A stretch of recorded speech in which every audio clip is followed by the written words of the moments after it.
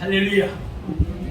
오늘은 요한계시록 3장 14절에서 22절 말씀을 보고 열심을 내라 회개하라 라는 제목으로 말씀의 은혜를 나누겠습니다. 참으로 무더운 여름이었습니다. 코로나 상황인데 또 폭염까지 열대야까지 우리를 힘들게 했었습니다.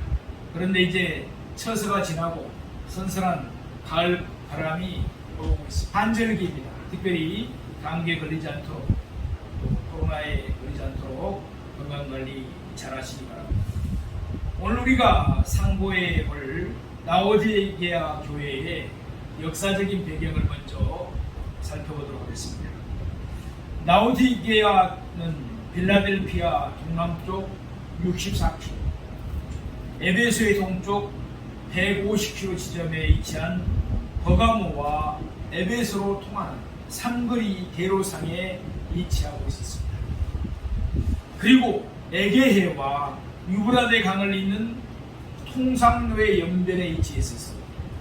지리적 호조건상에 있었습니다. 그래서 일찍부터 발전한 도시였습니다. 라오디게아는 좋은 교통과 통상의 요건을 갖춘 도시였기 때문에 당시 소아시아 일대에서 상업과 경제의 중심 도시로 발전했습니다. 따라서 이 도시에는 그 당시에도 은행들이 있었고 백만장자들이 살고 있었습니다. 대형 극장과 경기장과 목욕탕이 준비했었습니다. 또한 이 지방에는 염색이 필요 없을 정도로 까맣고 윤기나는 검은 양이 사용되었습니다. 질 좋은 고가의 직물이 생산되었습니다. 그로 인해서 많은 수입을 올릴 수가 있었습니다. 그리고 근처 계곡에는 온천들이 위치하고 있었는데 온천의 샘들은 항상 많은 양의 미지근한 물을 뿜어내고 있었습니다. 라오디게아 교회에는 사도 바울의 제자요 동역자였던 에바브라이에서 설립된 교회였습니다. 초창기에는 인근의 골레스 교회와 히에라볼리 교회와 더불어 사도 바울의 지도하에 건실하게 성장한 교회였습니다. 하지만 사도 요한의 때에는 풍족하고 안일한 도시 분위기에 빠졌습니다. 교회도 신앙의 뜨거움을 상실해버렸습니다. 단지 화려한 애연과 형식만에 빠져들어 있었던 것입니다. 사도 요한의 편지는 바로 이러한 상태에 있던 라오디게아 교회에 보내진 편지로서 주님께서는 이 편지를 통해 라오디게아 교회를 심히 책망하시고 일깨웠던 것입니다. 이 시간 우리는 라오디게아 교회를 향해 말씀하신 주님의 책망과 권면과 약속의 말씀을 상고하며 그 말씀을 오늘 우리의 나의 신앙을 일깨우는 말씀으로 삼아야 될 줄로 믿습니다. 두 번째, 예수님의 모습입니다. 예수님은 이런 라오디게아에 있는 교회의 자신을 어떻게 소개하고 있습니까? 우리 14절 말씀을 보시겠습니다. 요한계시록 3장 14절 말씀을 보시겠습니다. 라오디게아 교회의 사자에게 편지하라. 아멘이시오. 충성되고 참된 증인이시오. 하나님의 창조의 근본이신 이가 이르시되 아멘. 우리가 아멘 많이 하죠. 아멘이라는 뜻이 무엇입니까? 그렇게 될지어다. 그런 의미입니다. 예수님은 하나님의 뜻에 대해서 항상 아멘 이해하고 순종하셨습니다. 또 주님은 충성되십니다. 하나님 아버지께 충성하시되 죽기까지 아들로서 충성을 다했습니다. 또한 예수님은 참된 증인이십니다. 하나님 나라와 하나님의 증거에 대해서 참된 증인이 되십니다. 예수님은 선자 하나님으로서 창조의 주관자시고 창조의 근본이 되십니다. 주님은 이 세상의 모든 것을 만드신 분이십니다. 그러니까 이 세상의 주인이십니다. 또한 예수님은 참된 증인이십니다.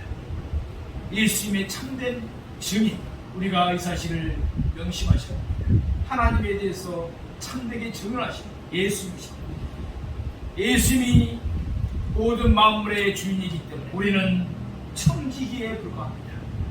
예수님께서 자신에 대해서 이런 부로로 소개하는 것은 라오디아 교회에 예수님을 아는 것이 필요했기 때문입니다. 그러면 라오디아 교회에 하시는 예수님의 책망의 말씀을 세 번째로 상고해보자. 15절에서 17절 말씀에 기록되어 있습니다.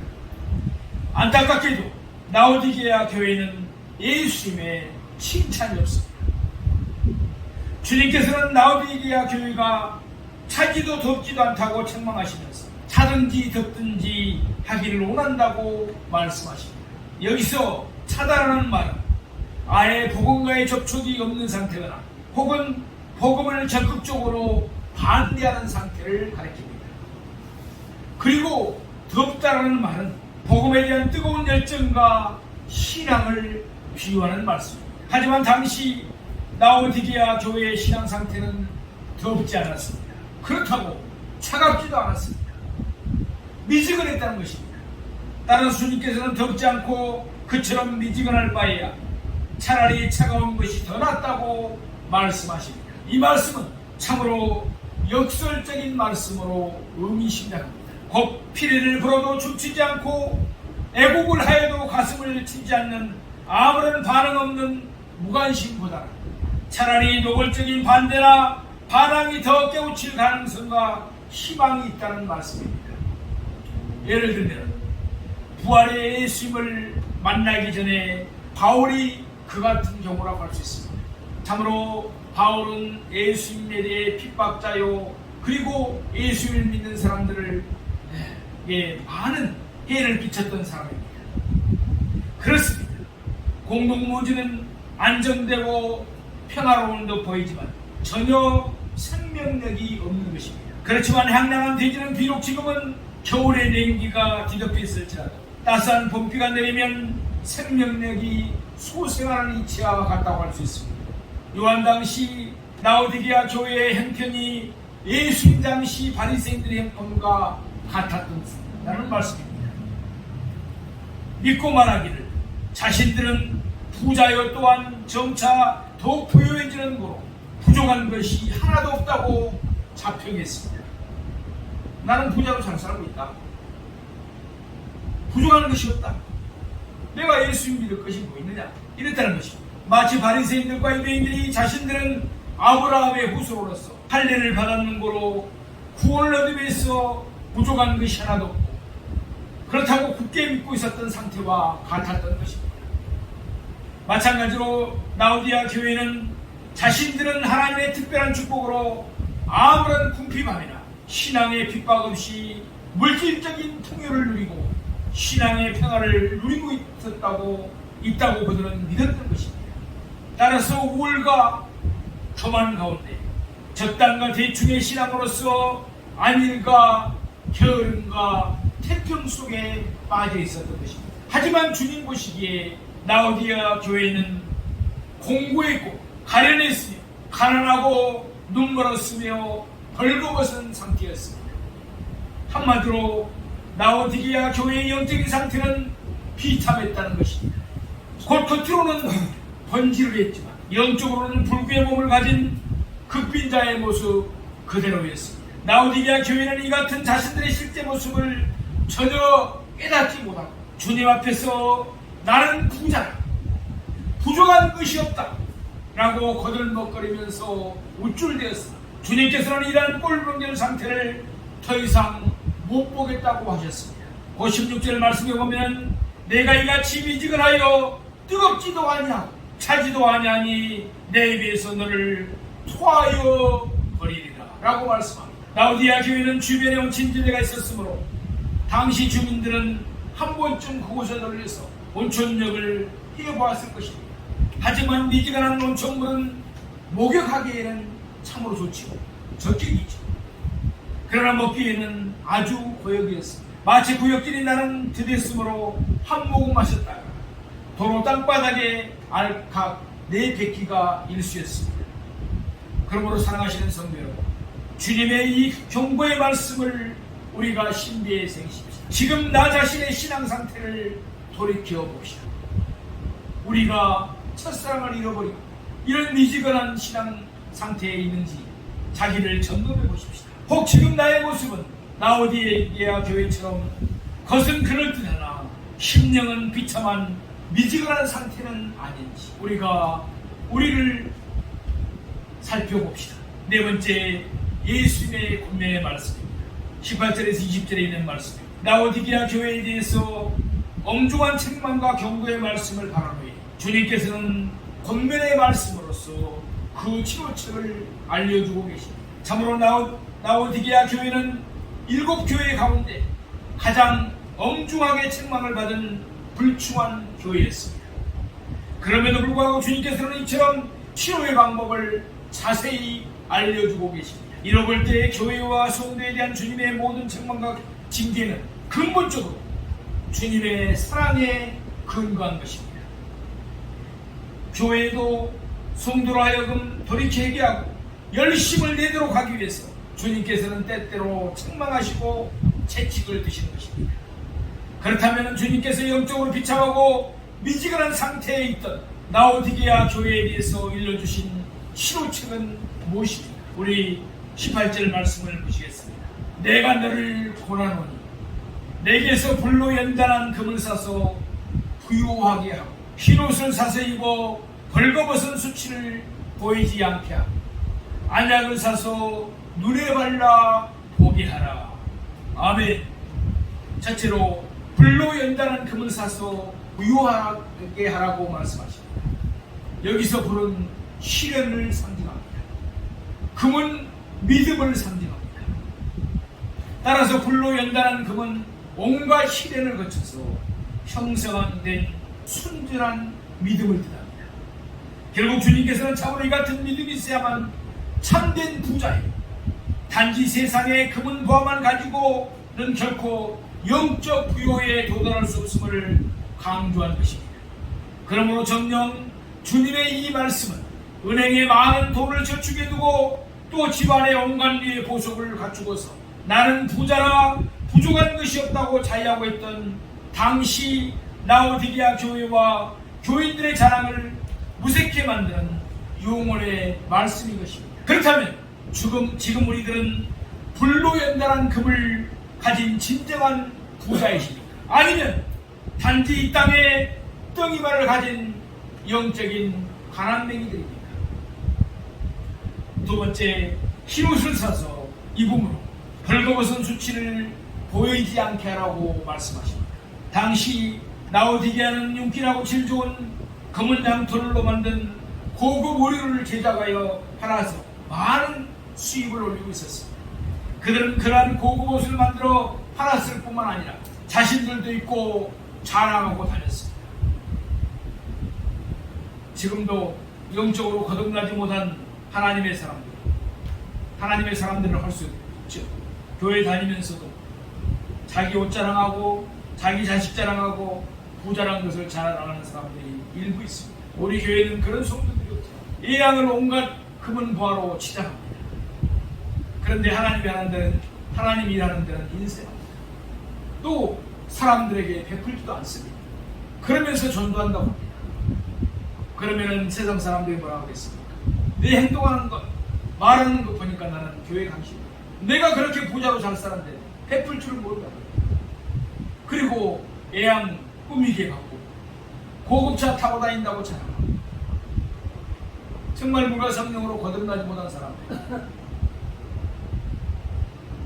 예로부터 벌거벗음은 제정신이 아닌 상태, 또 포로의 상태, 창기의 집등에서나 찾아볼 수 있는 수치와 모욕의 상태를 가리킵니다. 여기서 흰옷은 성결과 칭의의 옷으로서 곧 천국에서 베풀어지는 어린 양의 혼인잔치에 입장할 수 있는 예복인 것입니다. 그런즉 이 세상에서 그 아무리 좋은 옷감으로 만든 고급 옷을 입고 있을지라도 불꽃 같은 주님의 눈으로 보시기에 그들은 타버리고 썩어질 것입니다. 결국 아무것도 아니요. 따라서 벌거벗은 상태에 불과하다는 것입니다. 라오디게아 교회의 교인들이 바로 이와 같았습니다.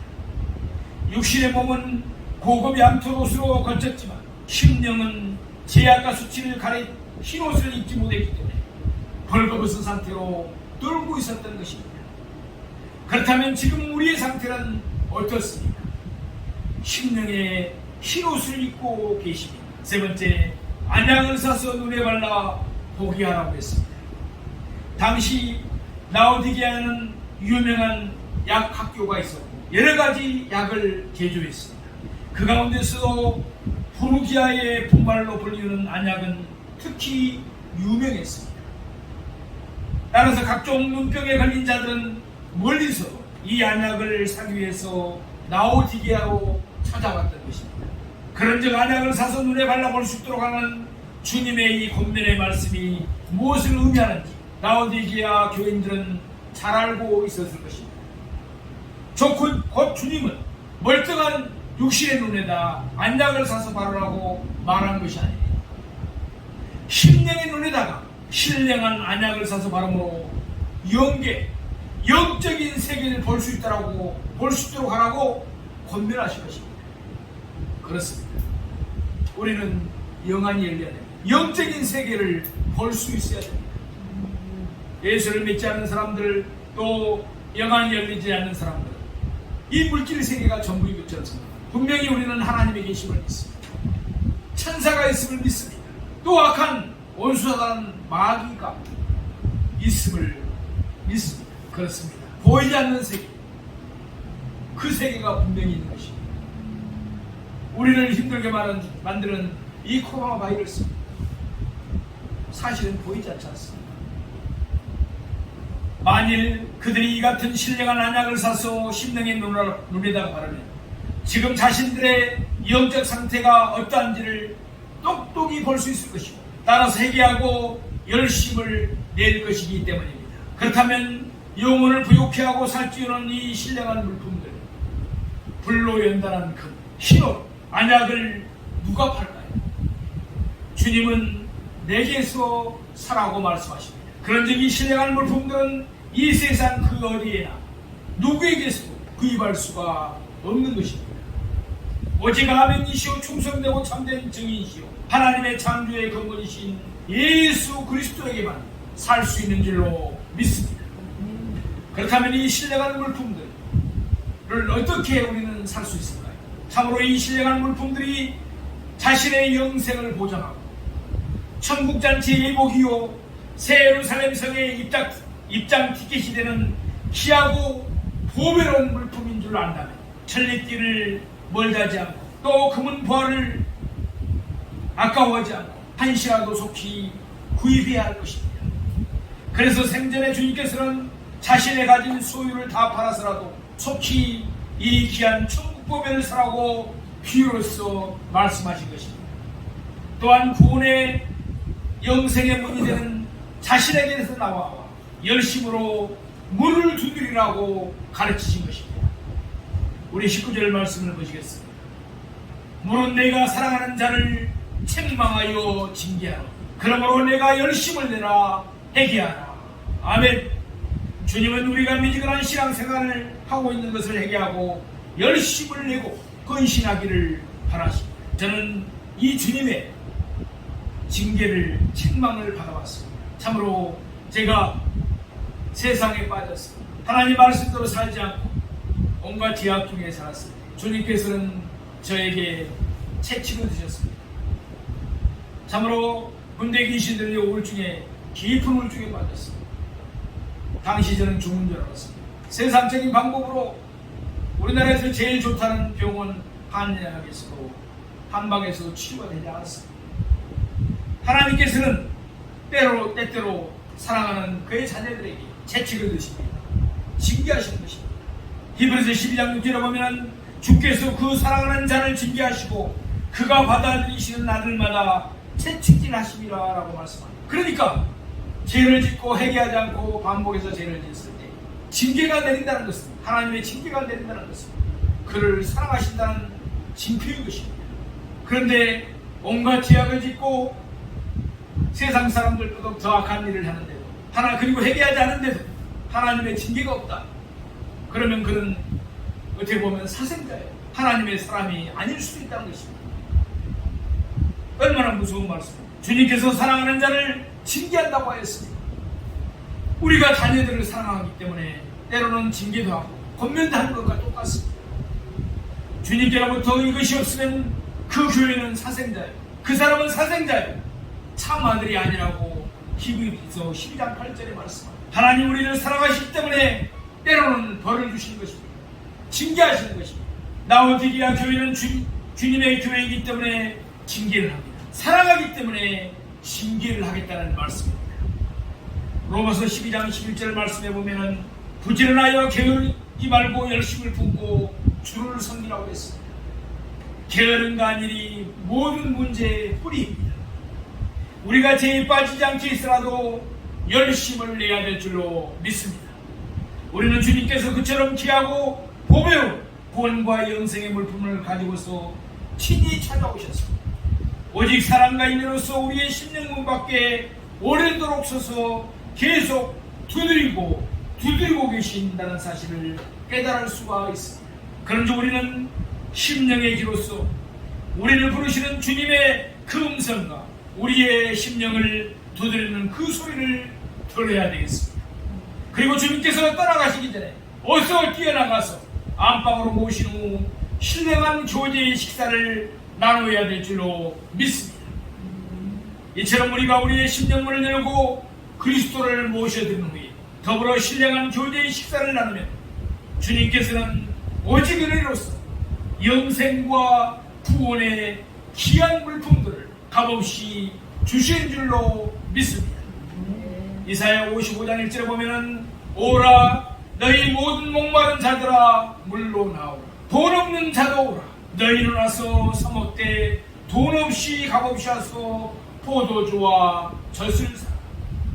요한계시록 21장 6절의 말씀에도 또 내게 말씀하시되 이루었도다 나는 알파와 오메가요 처음과 마지막이라 내가 생명수 생물을 목마른 자에게 값없이 주리니 아멘. 사랑하시는 성도, 주님께서는 지금 이 시간에도 미지근한 신앙으로서 비참한 영적 상태에 있는 교회와 성도들의 심령문을 친히 찾아와 두드리면서 불로 연단한 금과 수치를 갈릴 hin옥과 영적인 세계를 볼 수 있는 안약을 사라고 두들고 계십니다. 참으로 영광스러운 하늘 보좌에 계신 분께서 우리처럼 가난하고 초라한 죄인들과 함께 교제의 식사를 나누시려 우리의 심령문 밖에 오래도록 서서 문을 열어주기를 계속 두드리고 계십니다. 그 소리가 들리십니까? 심령문을 활짝 열고 값없이 그저 주시는 그 신령한 물품들을 구입하지 않겠습니까? 그리고 주님과 더불어 참 교제의 식사를 나누지 않으시렵니까? 다섯 번째, 예수님의 약속입니다. 21절 말씀입니다. 회개하고 열심을 내라고 하십니다. 뜨거워지라고 하십니다.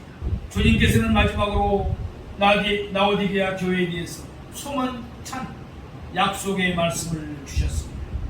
그 약속은 곧 신앙의 승리자에게는 주님의 보좌에 함께 앉도록 해주는 큰 영광을 베풀 것이라는 것입니다. 신천지 신지에 있는 주님의 그 보좌는 주님께서도 이 땅에서 세상과 싸워 십자가의 승리를 거둔 후에 하늘의 성부 아버지께서 얻은 보좌입니다. 세상을 통치할 수 있는 왕의 영광스러운 보좌인 것입니다. 그러므로 주님의 그 보좌의 승리자로 앉히겠다는 것은 주님과 더불어 암도로 할 수 있는 영광을 베풀겠다는 의미인 것입니다.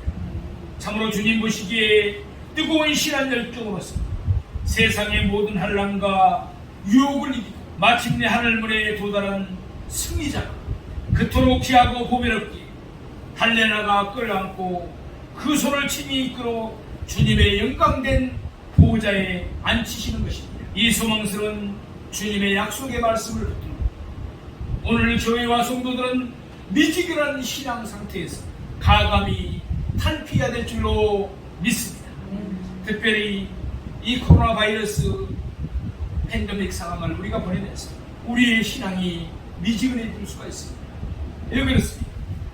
교회에 자유롭게 나와 예배드리기도 힘들고 또 기도하기도 힘든 이 시대이기 때문에 그렇습니다.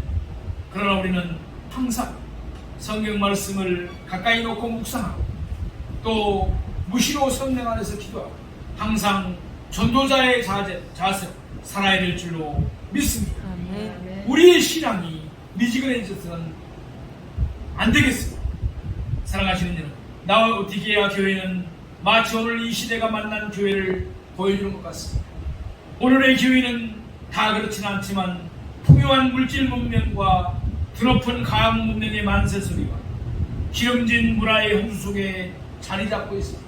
비길 데 없는 교회의 예적 화려함에 치여 있습니다. 그러나 오늘 교회의 내적인 영적 진상은 믿음에 가난합니다. 벌거벗은 수치요 소경 같은 캄캄한 현상입니다. 돈의 감격이나 회개의 즐거움이나 천국의 소망이 보이지 아니하는 듯합니다. 그러므로 교회의 내적 부요와 내적 부요는 언제나 정비례하지 않은 경우가 많습니다. 그럼에도 주님은 자기의 사랑하는 교회를 책망하고 징계하는 인내의 열심을 계속하고 계십니다.